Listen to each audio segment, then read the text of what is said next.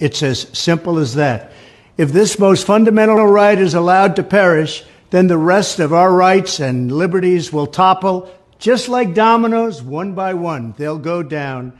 That's why today I'm announcing my plan to shatter the left-wing censorship regime and to reclaim the right to free speech for all Americans.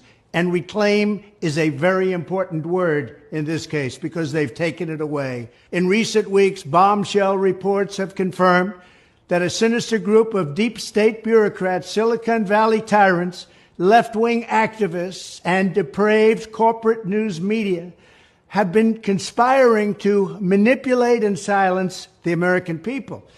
They have collaborated to suppress vital information on everything from elections to public health. The censorship cartel must be dismantled and destroyed, and it must happen immediately. And here's my plan.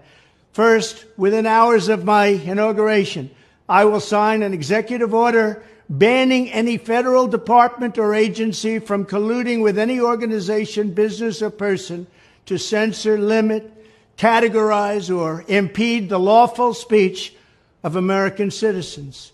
I will then ban federal money from being used to label domestic speech as mis- or disinformation. And I will begin the process of identifying and firing every federal bureaucrat who has engaged in domestic censorship, directly or indirectly, whether they are the Department of Homeland Security, the Department of Health, Human Services, the FBI, the DOJ, no matter who they are.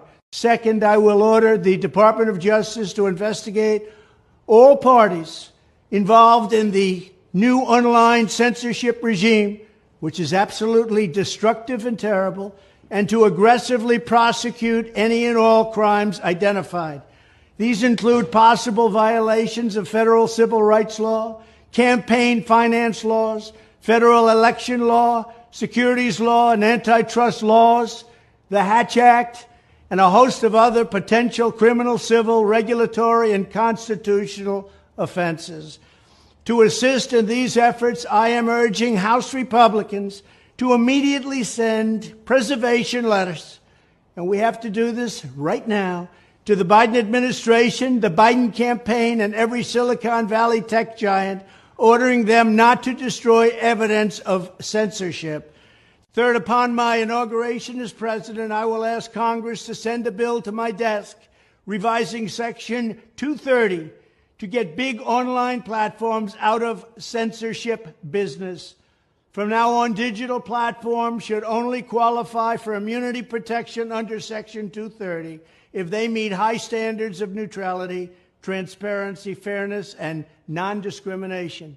We should require these platforms to increase their efforts to take down unlawful content such as child exploitation and promoting terrorism, while dramatically curtailing their power to arbitrarily restrict lawful speech.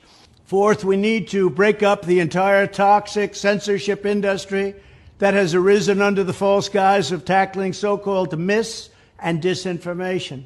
The federal government should immediately stop funding all nonprofits and academic programs that support this authoritarian project.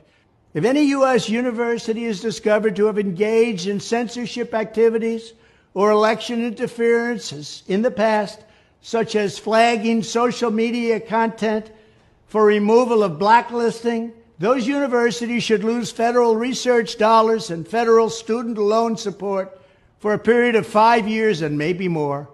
We should also enact new laws laying out clear criminal penalties for federal bureaucrats who partner with private entities to do an end run around the Constitution and deprive Americans of their First, Fourth, and Fifth Amendment rights. In other words, deprive them of their vote. And once you lose those elections, and once you lose your borders like we have, you no longer have a country. Furthermore, to confront the problems of major platforms being infiltrated by legions of former deep staters and intelligence officials, there should be a 7-year cooling off period before any employee of the FBI, CIA, NSA, DNI, DHS, or DOD is allowed to take a job at a company possessing vast quantities of U.S. user data. Fifth, the time has finally come for Congress to pass a digital Bill of Rights. This should include a right to digital due process. In other words, government officials should need a court order to take down online content, not send information requests such as the FBI was sending to Twitter. Furthermore, when users of big online platforms have their content or accounts removed, throttled, shadow banned, or otherwise restricted, no matter what name they use, they should have the right to be informed that it's happening, the right to a specific explanation of the reason why, and the right to a timely appeal. In addition, all users over the age of 18 should have the right to opt out of content moderation and curation entirely and receive an unmanipulated stream of information if they so choose. The fight for free speech is a matter of victory or death for America and for the survival of Western civilization itself. When I am president, this whole rotten system of censorship and information control will be ripped out of the system at large. There won't be anything left.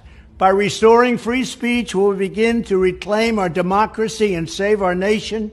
Thank you, and God bless America.